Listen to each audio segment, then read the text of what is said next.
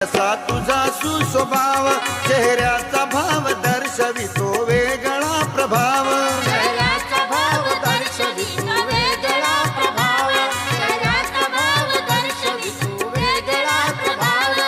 शहर केवळेही असो तीन घराचे गाव ज्याच्या त्याच्या मुखी आहे आज तुझं नाव